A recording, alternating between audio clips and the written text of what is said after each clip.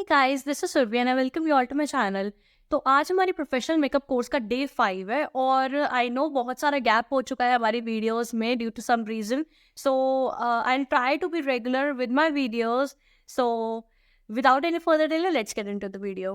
तो ये जो हमारा प्रोफेशनल मेकअप कोर्स का डे 5 है और इसके अंदर जैसे मैंने आपको मॉइस्चराइजेशन के बारे में जब मैं बता रही थी, मॉइस्चर्स के बारे में बता रही थी, तो मैंने आपको बोला था उन वीडियोस में कि मैं आपके लिए कुछ टर्म्स लेकर के आऊंगी जो कि इम्पोर्टेंट है और आप लोगों को पता होनी चाहिए कि हमारे मॉइस्चराइजर्स में अगर ये सारे इंग्रेडिएंट्स हैं तो वो बेसिकली क्यों है, क्या पर्पस है उनका, कौन सी स्किन टाइप के लिए है।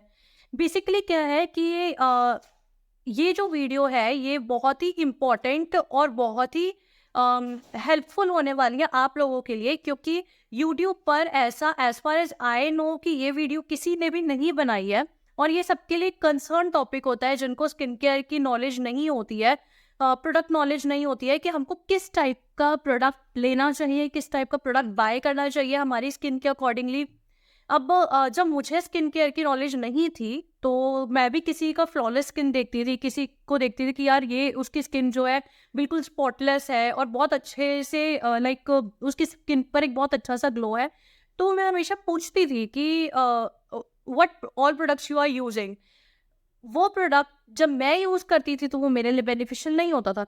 ये मुझे पता है कि आप में से बहुत सारे लोगों के साथ ये इशू होगा कि आप दूसरों से प्रोडक्ट पूछते हो, उनको सूट कर रहा होता है लेकिन आपको सूट नहीं कर रहा होता। रीजन क्या है उसका कि उनकी स्किन टाइप और आपकी स्किन टाइप डिफरेंट होगी। ठीक है, मैंने किसी और से प्रोडक्ट पूछा, हो सकता है उसकी स्किन नॉर्मल हो, ड्राई हो, नॉर्मल टू ड्राई हो और what ever it is, sensitive हो। मेरी स्किन जो है वो ऑयली है, एक्सेसिव ऑयली है, मेरे को ड्राई नॉर्मल स्किन के प्रोडक्ट जो है वो सूट नहीं करेंगे। ठीक है, अब बहुत सारे आजकल जो स्किन केयर के प्रोडक्ट आ रहे हैं, चाहे आप रेगुलर स्किन केयर के लिए लो या फिर आप मेकअप के टाइम पर स्किन केयर फॉलो करते हो वो वाले प्रोडक्ट लो, तो उसके अंदर बहुत सारी टर्म्स ऐसी यूज हो रही है जिनके बारे में आपको नहीं पता कि वो आपकी स्किन के लिए अप्रोप्रिएट है या नहीं है। जैसे salicylic acid, niacinamide, retinol, AHA, BHA, काफी सारी ऐसी टर्म्स हैं जिससे आप लोग अवेयर नहीं होंगे। आपको नहीं पता होगा कि ये सारे प्रोडक्ट्स जो है उसके अंदर ये इंग्रेडिएंट्स जो है वो बेसिकली किस स्किन टाइप के लिए है, किस कंसर्न के लिए है, आप उसको यूज कर सकते हो या नहीं कर सकते, इससे ए पर्सन को बेनिफिट हुआ है, आपको हो या ना हो, इन सब चीजों के बारे में आपको नहीं पता। इन सब चीजों का डाउट ही क्लियर करने के लिए मैं ये वीडियो लेकर के आई हूँ, ताकि आपके साथ अगर कोई प्रॉब्लम है, एक्ने की प्रॉब्लम है, ब्लेमिशेस है, अगर आपके एजिंग साइंस ऑफ एजिंग आ रहे हैं, रिंकल्स आ रहे हैं, फाइन लाइंस आ रही हैं, या एक्सेसिव ऑयल रिलीज हो रहा है आपके फेस के ऊपर, एक्सेसिव ड्राइनेस है, या XYZ किसी भी तरीके की प्रॉब्लम है और उसके लिए अगर आपको अपना स्किन केयर फॉलो करना है तो कौन सा स्किन केयर फॉलो कर सकते हो। तो आई होप ये वीडियो आपके लिए बहुत हेल्पफुल रहेगी। वीडियो अच्छी लगे तो चैनल को लाइक कीजिएगा, फ्रेंड्स फैमिली रिलेटिव्स के साथ शेयर कीजिएगा और मेरे चैनल को सब्सक्राइब भी कीजिएगा और बेल बटन भी हिट कर दीजिएगा ताकि मैं जब भी कोई वीडियो अपलोड करूँ तो वो आपको मिल सके और आप उसको स्किप ना करें। सो without any further delay let's get into the video. So guys, ये 10 टर्म्स हैं जो मैं आपके साथ डिस्कस करूंगी, लेकिन ये 10 टर्म्स एक वीडियो में करना पॉसिबल नहीं है क्योंकि वीडियो बहुत लेंदी हो जाएगी और आप लोग को इंटरेस्ट भी नहीं आएगा। तो मैं इनमें से कोई भी 5 टर्म आज लूंगी और 5 टर्म हम नेक्स्ट वाली वीडियो के लिए रखेंगे। टर्म्स मैं आपको बता देती हूँ कौन कौन से मैं कवर करूंगी। AHA, BHA, glycolic acid, niacinamide, retinol, peptides, salicylic acid, vitamin C, hyaluronic acid, सिरामाइड्स, lactic acid. ये 10 मोस्ट इंपॉर्टेंट टर्म जो आप लोगों के स्किन केयर में, वेदर इट बी मॉइस्चराइजर, आपका टोनर और सिरम और फेशियल ऑयल्स और वट एवर इट इज, उसके अंदर ये इंग्रेडिएंट्स आपको मिलते हैं और आप लोगों के लिए कंफ्यूजिंग हो जाता है कि हाइड्रोक्लोरिक एसिड मेरे लिए है, कि ग्लाइकोलिक एसिड मेरे लिए है, रेटिनॉल मेरे लिए है, ये क्या है। तो ये सब चीजें हम अपनी 2 वीडियोस में कवर कर देंगे कम्प्लीटली और आपको बेटर अंडरस्टैंडिंग हो जाएगी कि आपके स्किन के अकॉर्डिंगली, आपकी कंसर्न्स के अकॉर्डिंगली कौन सा इंग्रेडिएंट बेनिफिशियल रहेगा। लेकिन मैं कुछ भी स्टार्ट करने से पहले एक टर्म आपने हमेशा सुनी होगी या आपको उसकी अंडरस्टैंडिंग होना बहुत जरूरी है, that is pH level of skin. pH level skin का क्या होता है, ये आपने पीएच लेवल बड़ा सुना होगा कि आपका पीएच लेवल बैलेंस नहीं है इसलिए ये इशू है, पीएच लेवल में बैलेंस नहीं है इसलिए दूसरा इशू है। बेसिकली पीएच लेवल है क्या, किन फैक्टर से ये डिस्टर्ब होता है, मतलब किस तरीके से हम इसको बैलेंस आउट कर सकते हैं, किस तरीके से हम इसको लेवल में ला सकते हैं, that is that will gonna study right now. ठीक है, किसी भी टर्म को स्टार्ट करने से पहले मैं आपको पीएच लेवल ऑफ स्किन की अंडरस्टैंडिंग देना चाहती हूँ। सो गाइस, पीएच लेवल क्या होता है? सबसे पहले तो पीएच मीन्स पोटेंशियल हाइड्रोजन, यानी कि आपके स्किन में या किसी भी चीज का अगर आप पीएच लेवल देखते हो तो उसमें हाइड्रोजन की पावर क्या है, दैट इज पोटेंशियल हाइड्रोजन। लेकिन ये बहुत ही अगर मैं इसको बहुत समझाने बैठूंगी तो ये ऐसा हो जाएगा जैसे ही साइंस का लेक्चर है, हमको उस चीज में नहीं जाना है। बस पीएच की फुल फॉर्म क्या है? Potential hydrogen. किसी भी चीज का अगर आप पीएच लेवल देखते हो तो उसमें हाइड्रोजन की पावर क्या है, वो ही चीज डिसाइड करती है कि आपका पीएच लेवल जो है वो न्यूट्रल है, एसिडिक है या एल्कलाइन है। ठीक है, अब मैं कहना क्या चाह रही हूँ मैं आपको इजीली अच्छे से एक्सप्लेन करती हूँ। 7 जो होता है पीएच लेवल, हम डिफाइन पीएच लेवल जब मेजर करते हैं वो 0 to 14 मेजर करते हैं, और इसके अंदर जो 7 होता है, जो बीच का नंबर होता है, वो न्यूट्रल होता है। न्यूट्रल ये जो पीएच लेवल होता है ये प्योर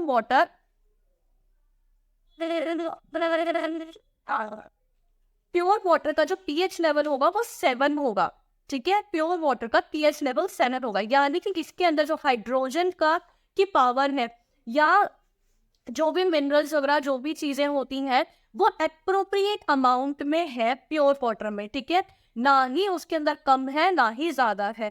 अब अगर हाइड्रोजन की पावर कम होती चली जाती है तो हमारी स्किन एसिडिक की तरफ आती जाती है, अगर उसकी पावर बढ़ती चली जाती है तो वो एल्कलाइन की तरफ चली जाती है। ठीक है, अगर हमारी स्किन ऑयली है, हमारी स्किन में ब्रेकआउट्स हो रहे हैं, रेडनेस है, एक्ने प्रोन स्किन है, दैट इज हमारी इसका मतलब क्या है कि जो हमारी स्किन है वो एसिडिक है। पीएच लेवल जो है हमारी स्किन का वो 7 से कम है, 0 to 7 के बीच में वेरी कर रहा है, और हमारी जो स्किन है ऑयली स्किन वालों की वो एसिडिक है।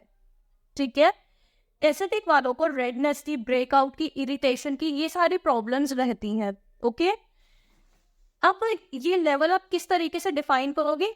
जिस हिसाब की आपको प्रॉब्लम है, ज्यादा है तो वो कहाँ वेरी करेगी, कम है तो वो कहाँ वेरी करेगी। 4 to 6 जो है, 4 to 7 जब आप इस स्केल के अंडर आ रहे हो, इसका मतलब आपको बहुत ज्यादा इशू नहीं है, नॉर्मल टू ऑयली की तरफ से आपकी स्किन। लेकिन अगर आप 4 से कम जाते जा रहे हो, दैट मीन्स आपकी स्किन जो है वो एक्सेसिव ऑयली की तरफ है, और रेडनेस का, एसिडिक का, सेंसिटिव स्किन वालों के लिए इशू थोड़ा ज्यादा है। सेंसिटिव स्किन ऑयली में भी हो सकती है, वो ड्राई में भी हो सकती है। जरूरी नहीं है कि ड्राई वाली की स्किन ऑयली सेंसिटिव होती है, ऑयली स्किन वालों की स्किन सेंसिटिव होती है। सेंसिटिव मीन्स आप किसी भी चीज से इरिटेशन, कोई भी ऐसी प्रॉब्लम जो आपको कोई प्रोडक्ट यूज करने से या सन एक्सपोजर से या डर्ट डस्ट एक्सपोजर से आपको कोई भी प्रॉब्लम हो रही है, मैं आपको पहले बता चुकी हूँ सेंसिटिव स्किन क्या है। तो सेंसिटिव स्किन जरूरी नहीं है कि ऑयली स्किन और ड्राई स्किन वालों को ही हो। ये आपको याद रखना है कि अगर आपकी स्किन ऑयली है तो वो एसिडिक की तरफ है, ड्राई है तो वो एल्कलाइन की तरफ है। ठीक है, सिमिलरली अगर आपका जो पीएच लेवल है वो 7 से 14 के बीच में आ रहा है, वो कब आएगा? जब आपकी स्किन ड्राई है। Science of ageing, dry skin वालों को साइंस ऑफ एजिंग की प्रॉब्लम बहुत जल्दी हो जाती है, ऑयली स्किन वालों को बहुत देर से होती है। रीजन बीइंग, ड्राई स्किन वालों के अंदर जो मॉइस्चर कंटेंट होता है उनकी स्किन के अंदर वो बहुत कम होता है। उनकी जो स्किन होती है वो मतलब बहुत ज़्यादा हाइड्रेटेड नहीं होती है। ठीक है, इस वजह से उनकी जो स्किन है वो टाइम से पहले ही science of ageing, fine lines, wrinkle, ये सब कुछ उनकी स्किन पर बहुत इजीली और बहुत जल्दी अपीयर होने लग जाते हैं। सेंसिटिव स्किन मैंने आपको बता दिया है। सन डैमेज, सन एक्सपोजर से अगर आपके कहीं पे भी सन बर्न हो रहा है, कोई भी ब्लैक मार्क आ रहा है, या फिर किसी भी तरीके की और साइड इफेक्ट अगर आपको सन एक्सपोजर से हो रहे हैं, तो आपकी स्किन एल्कलाइन की तरफ है। ठीक है, अब आपको आई गेस ये चीज क्लियर हो गई होगी। और सिमिलरली कि आज तक पीएच लेवल 7 से 14 में कहाँ वेरी कर रहा है, वो भी डिपेंड करेगा कि आपको प्रॉब्लम कितनी ज्यादा है। किस कैसे प्रॉब्लम है, कितनी ज़्यादा प्रॉब्लम है, normal to oil, normal to dry है, किस तरीके से आपको देखना है, ये मैं अपनी लास्ट वीडियो में ऑलरेडी डिस्कस कर चुकी हूँ। कोई भी इश्यू है तो आप मेरी वो वाली वीडियोस आकर के देख सकते हैं। तो सिमिलरली अगर आप 7 टू 10 के बीच में आ रहे हो तो आपकी स्किन नॉर्मल टू ड्राई की तरफ है, लेकिन अगर आप उससे ज़्यादा ड्राई स्किन आपकी हो रही है या इस टाइप के जो इश्यूज है वो एक्सेसिव है, तो आपका पीएच लेवल जो है वो 7 टू 10 से भी आगे है। ठीक है, तो आई गेस ये आपको चीज क्लियर हो गई होगी पीएच लेवल क्या है। अब मैं इसके फैक्टर्स आपके साथ डिस्कस कर रही हूँ कि पीएच लेवल जो है आपकी स्किन का, वो किस तरीके से एसिडिक एल्कलाइन की तरफ, मतलब नॉर्मल ना होकर के किस तरीके से एसिडिक या एल्कलाइन की तरफ टेंड होता है, रीजंस क्या है, अब मैं आपको वो बताने वाली हूँ। सो वैसे कुछ कॉमन फैक्टर्स हैं जो हमारे स्किन के पीएच लेवल को अफेक्ट करते हैं, और मेजरली क्या है, यही कुछ 7-8 पॉइंट्स हैं जिनकी वजह से हमारा जो पीएच लेवल है वो बैलेंस डिसबैलेंस होता है। इसके अलावा बहुत ही कम कुछ रीजंस होंगे, लेकिन वो डर्मेट रीजंस हो सकते हैं। डर्मेटोलॉजिस्ट जो है वो आपको अच्छे से बता सकते हैं, तो वो डर्मेट रीजंस है। लेकिन बहुत ही कॉमन रीजंस की वजह से हमारा जो पीएच लेवल है स्किन का वो अफेक्ट करता है, वो मैं आपको बता देती हूँ। सबसे पहला सीबम इन स्किन मॉइस्चर, कितना ज्यादा आपकी स्किन में जो ऑयल ग्लैंड्स है वो एक्टिव है, कितना ज्यादा आपकी स्किन जो है वो ऑयल प्रोड्यूस कर रही है, कितना ऑयल रिलीज कर रही है, वो हमारे पीएच लेवल को बताता है। जैसे मैंने आपको बताया कि अगर हमारी बॉडी जो है, अगर हमारी स्किन जो है वो एसिडिक है, तो दैट मीन्स हमारी स्किन में जो ऑयल कंटेंट है वो ज्यादा होगा, हमारी स्किन जो है वो ऑयली ज्यादा होगी। सो अगर वो ऑयल ज्यादा रिलीज कर रही है तो डेफिनेटली उसका जो पीएच लेवल है वो 7 से कम होकर 0 to 7 के बीच में वेरी करेगा। सेकेंड है स्वेट, कितना आपकी स्वेट ग्लैंड्स एक्टिव है, कितना आपको स्वेट आ रहा है। मेरे को स्वेट का प्रॉब्लम मेरे फेस पर बहुत ज्यादा नहीं है as compare to other body parts. मेरे को फेस पर स्वेट नहीं आता है, अपर लिप्स के एरियाज पर आएगा, फेस पर नहीं आएगा, लेकिन नेक पर आएगा, बैक पर आएगा, चेस्ट पर आएगा। तो डिपेंड करता है कि आपको स्वेट कितना आ रहा है और कहाँ कहाँ आ रहा है, उससे भी आपकी जो स्किन का पीएच लेवल है वो डिफर करता है।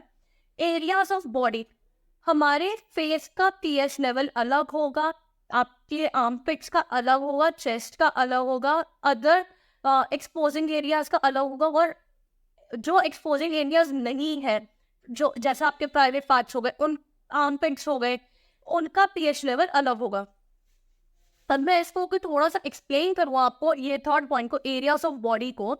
तो अगर आप, जैसे आपका आर्मपिट है, वहां पर आपका पीएच लेवल जो है स्किन का वो कैसे डिफर करता है कि आपको वहां पर स्वेट कितना आ रहा है, आप किस तरीके के केमिकल्स यूज कर रहे हो, कौन से हेयर रिमूवल क्रीम्स यूज कर रहे हो या फिर आप रेजर्स यूज कर रहे हो, उसका क्या इफेक्ट आपकी स्किन को पड़ रहा है, उससे आपका पीएच लेवल जो होता है वो डिसबैलेंस होता है। कौन से क्रीम्स को आप यूज कर रहे हो, हार्श प्रोडक्ट्स यूज कर रहे हो हेयर रिमूवल के लिए, या रेजर्स का यूज कर रहे हो, या फिर वैक्स का यूज कर रहे हो, वैक्स स्ट्रिप्स का यूज कर रहे हो, किस टाइप के आप डिओस परफ्यूम्स को यूज कर रहे हो, उससे आपका पीएच लेवल जो होता है आर्मपिट्स का वो डिफर करता है। ठीक है, next point is genetics and age. जो आपके स्किन का इश्यू होता है, जैसे कई लोगों के जो ऑयली स्किन और पिंपल्स का इशू होता है वो हेरिडिटरी चलता आ रहा है, अगर मेरी मदर को होगा तो हो सकता है वो मेरे को भी हो। ठीक है, ऐसा जरूरी हमेशा नहीं होता कि अगर मदर या फादर को पिंपल्स का, ऑयलीनेस का इशू है तो बच्चे को भी हो, लेकिन सम कंडीशंस में किसी किसी के साथ ऐसा हो सकता है। ठीक है, अदर थिंग इज एज। जब कोई बच्चा पैदा होता है, ये जो पॉइंट है ये बहुत इंटरेस्टिंग है, जब भी कोई बेबी बॉर्न होता है तो उसका जो पीएच लेवल होता है वो हमेशा 5 to 7 के बीच में वेरी करता है, जो कि हमारा आइडियल पीएच लेवल होता है। 7 मैंने आपको बताया ना कि प्योर वाटर का पीएच लेवल होता है, दैट मीन्स कि उसके अंदर एसिडिक और एल्कलाइन दोनों की जो क्वांटिटी होती है एक्सेसिव नहीं होती है, बिल्कुल बैलेंस्ड आउट होती है। तो जब भी कोई बेबी बॉर्न होता है तो उसका जो पीएच लेवल होता है वो बिल्कुल बैलेंस्ड होता है, 5 to 7 के बीच में वेरी करता है। जैसे जैसे जैसे जैसे उसकी एज बड़ी होती जाती है, उसकी स्किन की कंडीशन चेंज होती चली जाती हैं। अगर ड्राइनेस की तरफ उसकी स्किन टेंड कर रही है तो उसका पीएच लेवल 7 से ज़्यादा होगा, अगर उसकी स्किन ऑयलीनेस की तरफ टेंड कर रही है तो उसका पीएच लेवल 7 से कम चला जाएगा। ठीक है, तो ये एज पर भी डिफर करता है, जब बेबी बॉर्न होता है तो उसका पीएच लेवल अलग होता है। ये आपके कि जैसे जैसे एज आपकी बड़ी होती चली जाती है, आपकी स्किन जो होती है वो डिफरेंट होती चली जाती है एज कम्पेयर जब आप बॉर्न हुए होते हो। तो आपके पीएच लेवल एज के साथ साथ, टाइम के साथ साथ चेंज होता रहता है। जैसे कि अब ये मैंने आपको बताया कि जब बेबी बॉर्न होता है, लेकिन जब आपकी एज 30 से अबव हो जाती है, 40 से अबव हो जाती है, तो आपका पीएच लेवल बिल्कुल चेंज होने लग जाता है। सो ये जो डिपेंड करता है, ये आपके एज के अकॉर्डिंगली डिफरेंट करता है। कॉस्मेटिक एंड क्लींजर्स, किस टाइप के प्रोडक्ट यूज करें? अगर आप हार्श प्रोडक्ट्स को यूज कर रहे हो, हार्श केमिकल्स को अपनी स्किन के ऊपर अप्लाई कर रहे हो, तो आपका पीएच लेवल अनबैलेंस्ड होने लग जाता है, आपकी स्किन पर एडवर्स इफेक्ट दिखाने लग जाता है। जैसे कि ब्लीच, अगर आप कभी ब्लीच कर रहे हो और आपकी स्किन सेंसिटिव है और आपकी स्किन के ऊपर वो सूट नहीं कर रही है, इरिटेशन, रेडनेस या कोई भी इस तरीके का बर्न मार्क वगैरह छोड़ करके जा रही है, तो आपका पीएच लेवल इमीडिएटली डिसबैलेंस्ड हो जाता है। सो किस तरीके के आप कॉस्मेटिक्स या क्लिनजर्स को, एक्सफोलिएटर्स को आप यूज कर रहे हो, उसके ऊपर पे आपका पीएच लेवल डिपेंड करता है। सर्टेन स्किन कंडीशंस, अगर आपकी स्किन सेंसिटिव है, अगर आपकी स्किन लाइक सपोज ऑयली है और आप कोई ऐसा प्रोडक्ट यूज कर रहे हो जैसे जो आपकी स्किन को और ज्यादा ऑयली कर रहा है, जिसके अंदर और ज्यादा मॉइस्चर कंटेंट है, तो उससे आपका पीएच लेवल और गिर जाएगा। ठीक है। सिमिलरली अगर आपकी स्किन ड्राई है लेकिन आप एक्सेसिव ड्राई या मेटिफाइंग प्रोडक्ट यूज कर रहे हो, जिससे आपकी स्किन और ड्राई की तरफ जा रही है, तो आपकी स्किन जो है वो एल्कलाइन होती चली जाएगी, तो पीएच लेवल बढ़ता चला जाएगा। ठीक है। Another point is changes in temperature and humidity.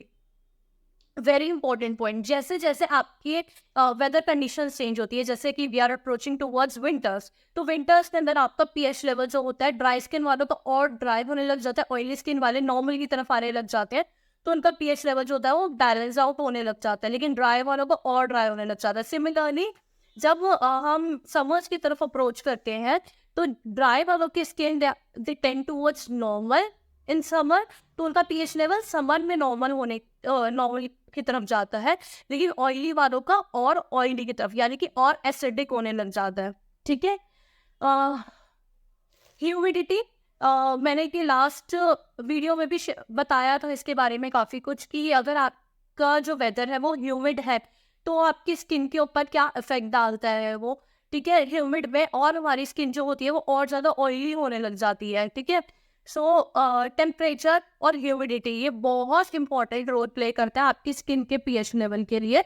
उसी हिसाब से आपको ब्रेकआउट या स्किन इरिटेशन या फिर एक्ने हो गए, पिंपल्स हो गए, या स्किन ऑयली और ड्राई, ये इसी फैक्टर पर मेजरली अफेक्ट करती है, जो हम नोटिस कर सकते हैं बहुत इजीली।